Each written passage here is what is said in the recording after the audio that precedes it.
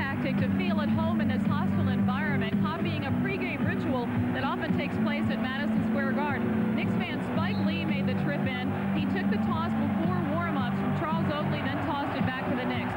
But what they really need, according to Pat Riley, is to play Knicks basketball here at Chicago Stadium. He reminded the team they've won 75 games with their style of play.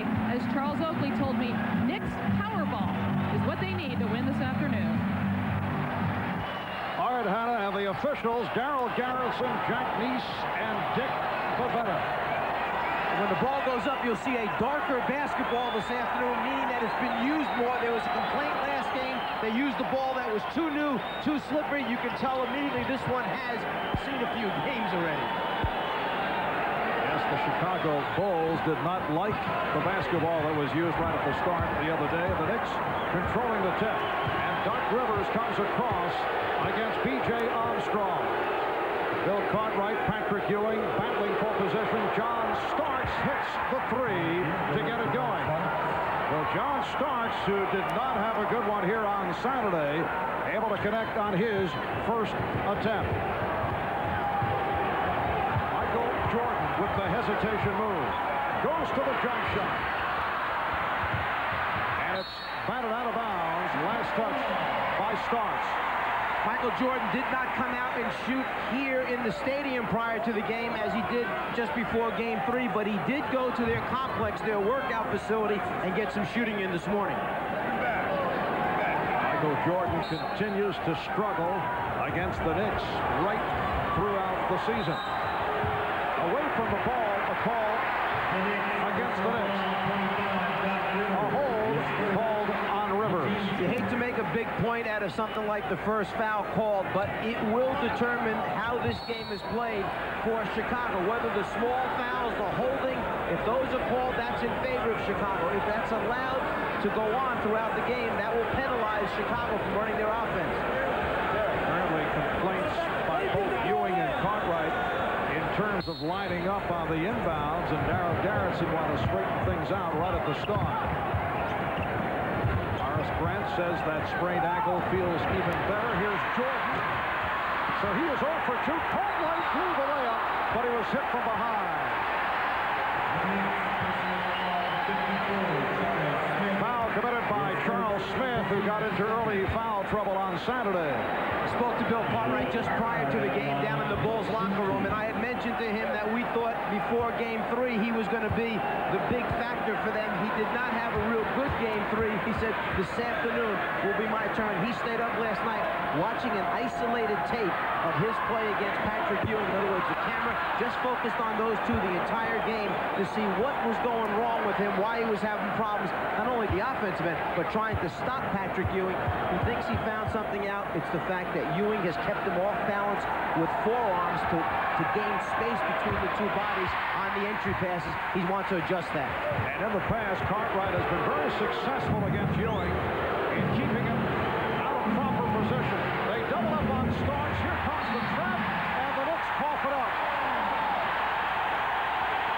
When you have the best defensive player in the league guarding the basketball and perhaps the second or third best coming over to trap you from behind, it can put a little bit of fear in your heart. John Starks heard the footsteps. As we discussed earlier on Showtime, the single most important factor in that Bulls victory the other day, as Pippen went short, he thought he was fouled. The execution of the trap. The Bulls do it so well, the Knicks have shown to be vulnerable to the trap. Rivers with a nice move. Doc Rivers driving the lane. So the Knicks off to a 5-1 lead. Scottie Pippen had a terrific game in game number 3. Rejected by Smith. Cartwright recovers. Shot clock is at 5. And Cartwright to the sweeping hook. Starks pops it down. Good play by Smith to keep it alive.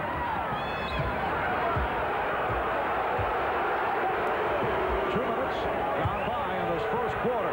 Ewing. He was played well by Cartwright. Jordan trying to get to the open floor, but the Knicks able to retreat. And we get a whistle on the play as Pippen was hit from behind by Smith. So that's a quick 2 on Charles Smith. Pat Riley really upset with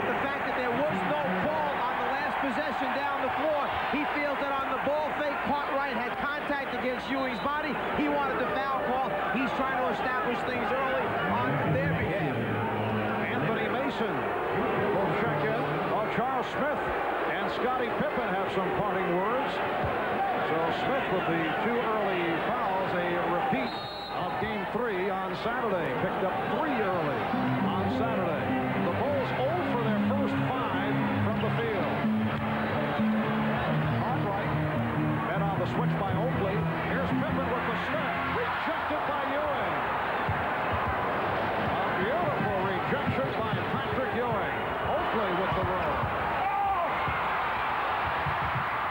Jordan had it knocked away. Mason behind the back, and Ewing finished it off.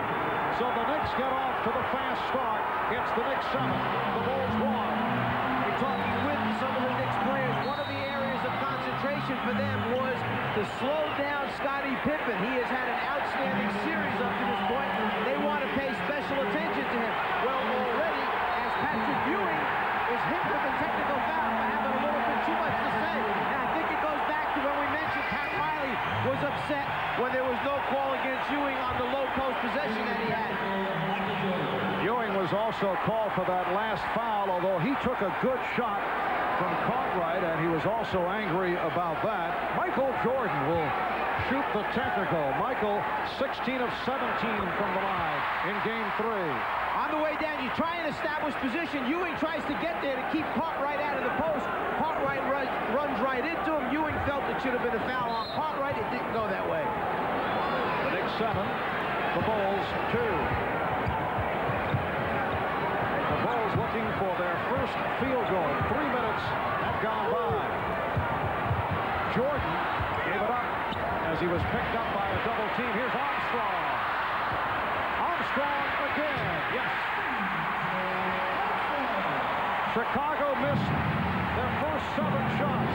The trap again being executed. This time the Knicks get it across. And Pat Riley encouraging his team, get the ball on the floor. Hurry up and get it up so we have more time to operate our half-court offense. Oakley. And Jordan gets to it. And you notice no one was rushing to pick up Oakley. They wanted to take those perimeter shots. They'll let him have them until he makes a few. Although Charles has had success from the outside in the second portion of the regular season and through the playoffs. Michael Jordan. That is his first field goal.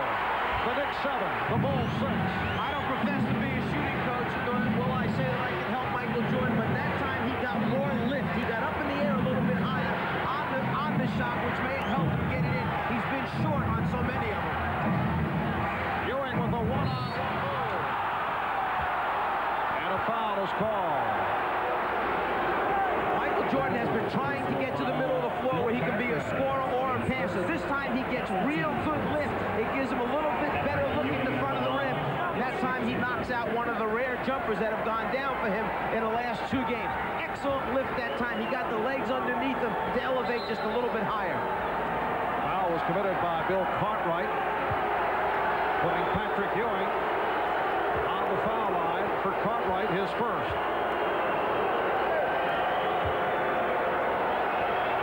The Knicks have been struggling at the free throw line. 20 of 32 here on Saturday. Well, here's a close-up look. Game 1, 20 of 32. Game 2, 26 of 38. And the same 20 for 32 in game number 3. For the season, 74%, which is not good. And they are below that during the course of this series. 74% during the season made them 21st in the league with, guess who, Chicago at number 22 right behind them to the free throw line. The Knicks 9, the Bulls 6. Grant from deep. Lars Grant turned it around in game 3. He's been bothered by the sprained ankle. Got into the offense very early, which delighted Phil Jackson. But he's so important in the Bulls' trap. That's where the sprained ankle is of great significance. They need Grant hanging back in the trap. Starks again. And John Starks with a 3-pointer and a 2. Starks gambled on the overplay.